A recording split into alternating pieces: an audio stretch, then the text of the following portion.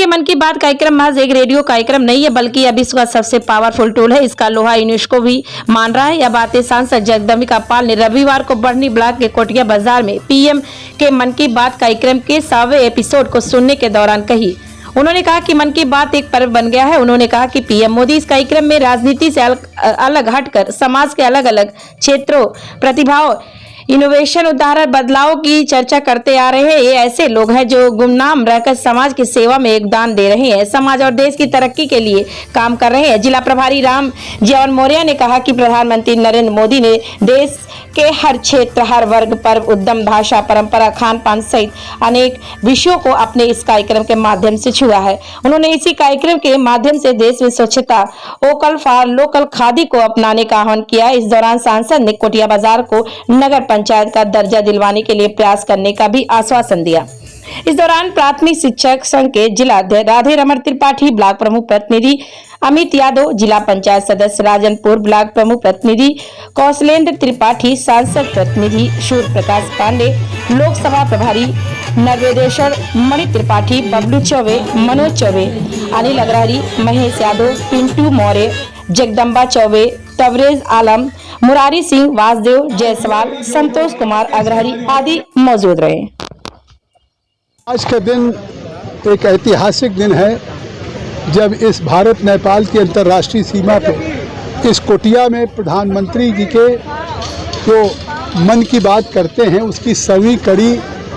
आज हम लोगों ने यहीं से मन की बात को उनके सुना। और हमें पता भी नहीं था कि वो मन की बात में सबसे ज़्यादा देश की, प्रदेश की, सिद्धार्थनगर की महिलाओं की बात करेंगे, बेटियों की बात करेंगे, महिलाओं के सशक्तिकरण की बात करेंगे, बेटियां बचाओ बेटी पढ़ाओ की बात करेंगे। और आज जिस बड़ी संख्या में लगभग 2000 खाली महिलाएं थी, उतना ही पुरुष थे, तो जिस तरह से आज मन की बात के प्रति लोगों में प्रतीक्षा थी, शायद केवल यही नहीं पूरी दुनिया में, मुझे लगता है आज का ये कार्यक्रम विश्व का रिकॉर्ड बनेगा कि किसी देश के एक नेता को एक साथ, मुझे लगता है कि कम से कम मैं जो अनुमान करता हूँ 200 करोड़ लोगों ने एक साथ देश और दुनिया के लोगों ने सुना हो। और उसमें उन्होंने उन बातों को कहा, चाहे वो जल के संरक्षण के लिए हो, पर्यावरण के संतुलन के लिए हो। उन्होंने कोई राजनीतिक बात नहीं कही। दुनिया में जो आज दुनिया के सामने वैश्विक चुनौती है, दुनिया के सामने जो आज लोगों को क्लाइमेट चेंजेज हो, ग्लोबल वार्मिंग का हो, उस पर्यावरण संतुलन में किस तरीके से स्वच्छता अभियान में उन्होंने जिस तरीके से हिमालय पे ऐसे लोग जो कचरा बीनने का काम कर रहे हैं, दुनिया में ऐसे अद्भुत काम करने वाले भारत के सुदूर अंचलों में, चाहे मणिपुर में जिस तरह से वो काम हमारी महिला कर रही है, उन सब चीज़ों को कभी न कभी अपने मन की बात में लाए और आज उससे पूरे देश दुनिया के लोग परिचित हुए। मुझे लगता है ये संवाद का सीधे जनता के माध्यम से जिस तरह से मोदी जी करते हैं, दुनिया में अपने आप आज जो भारत तमाम चुनौतियों से निपट करके आत्मनिर्भर भारत हो रहा है, दुनिया की सबसे अच्छी अर्थव्यवस्था बन रहा है, दुनिया के गांव में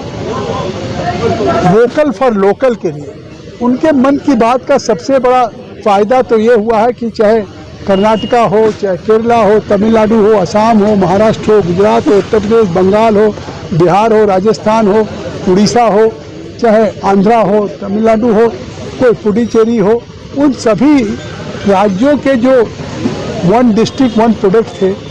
जैसे सिद्धार्थनगर के काला नमक चावल का आज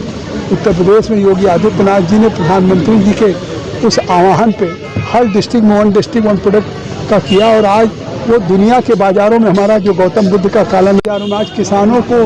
जहाँ पे केवल 2700 हेक्टेयर काला नमक की खेती होती थी, आज 10,000 हेक्टेयर हो गई और यहाँ से एक्सपोर्ट हो रहा है। तो मुझे लगता है कि भारत आज जो आत्मनिर्भर भारत बन रहा है, दुनिया का मजबूत भारत बन रहा है, इसलिए बन रहा है कि जिस तरह से उन्होंने मन की बात से कह के गाँव के बुनियादी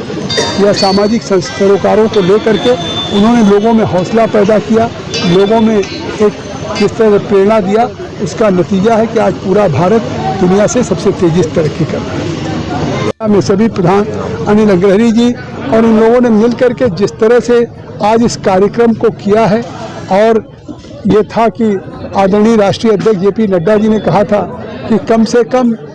सांसद के कार्यक्रम में 1000 लोग हों, लेकिन यहाँ लगभग तो आज कई हजार लोग जिस तरीके से थे, खाली 2000 महिलाएं थी। मुझे लगता है कि अपने आप में यह भी देश में एक रिकॉर्ड बना होगा इस कुटिया के मन की बात का। 2 दिन पहले एफएम रेडियो जो सौगात मिली जनपद को, और आज मन की बात हुई, वो कितनी बड़ी चीज़ है कि अभी तक हमारा जनपद में एफएम रेडियो की स्थापना नहीं थी, और अभी 2 दिन पहले प्रधानमंत्री ने देश के 91 एफएम रेडियो 100 वॉट के जो उन्होंने लॉन्च किया, उसमें 91 में एक सिद्धार्थनगर के नौगढ़ को दिया। अब आज की मन की बात लोगों ने एफएम 101 मेगाहर्ट्ज पे सुना। अब विविध भारती बम्बई के कार्यक्रम सुन रहे हैं, दिल्ली के आकाशवाणी का कार्यक्रम, नेपाली कार्यक्रम जो हमारे अंतर्राष्ट्रीय स्तर नेपाल की सीमा में भी सुना जा रहा है। वो एफएम एक बहुत बड़ी सौगात थी 100वीं कड़ी के मन के बात के पहले।